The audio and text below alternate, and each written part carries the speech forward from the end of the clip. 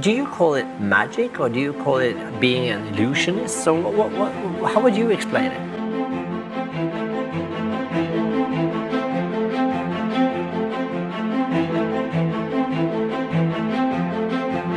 Well, as a kid, I grew up. I was kind of obsessed with Houdini, and he was a magician that did he did card tricks and he did things like that. But then he also did things where he would get locked up and thrown into rivers and really escape from cuffs and death-defying feats that I love. So I always looked up to him and thought, to me, that's what magic is. So there's no definition really of magic, because technically speaking, it doesn't exist. But so for me, that was the closest thing to it. As a magician, I try to create images that make people stop and think. I also try to challenge myself to do things that doctors say are not possible. I was buried alive in New York City in a coffin for a week. I lived there with nothing but water. The next one is I froze myself in a block of ice for 3 days and 3 nights in New York City.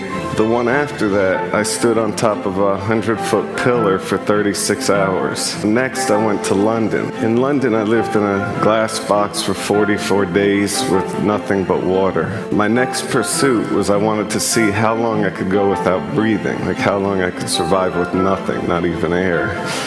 I didn't realize that it would become the most amazing journey of my life. As a young magician, I was obsessed with Houdini and his underwater challenges.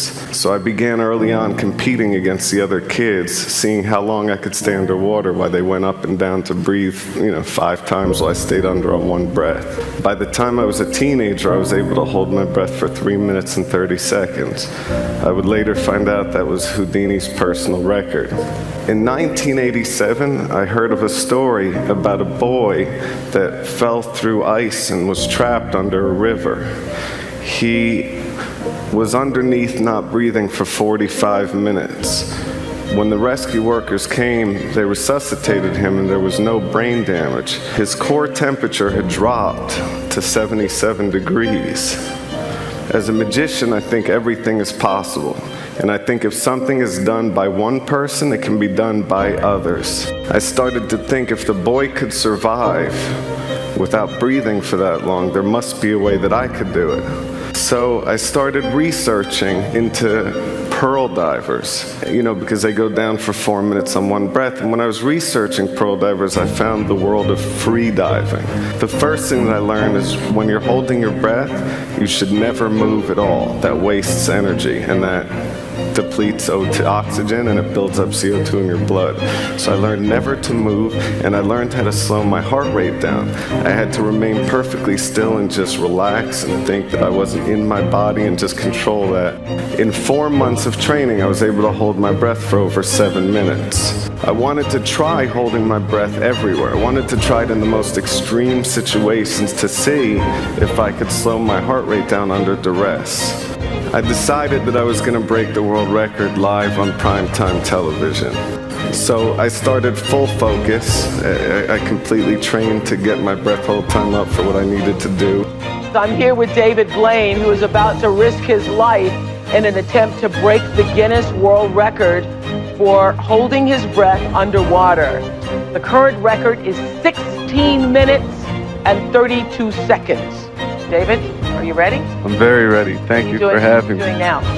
Right now I'm just trying to focus on getting my heart rate down. It's a little bit up, but I think after the breathe up it should start to slowly drop. Okay.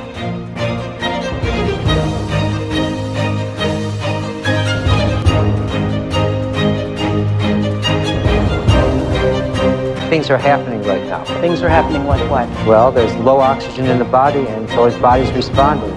He's in a survival mode right now. Coming up. 17 minutes, 3.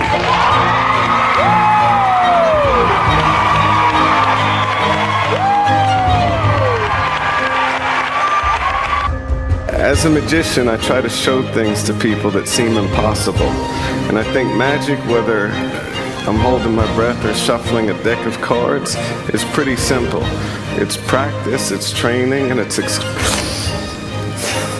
It's practice, it's training, and experimenting while pushing through the pain to be the best that I can be, and that's what magic is to me. So thank you.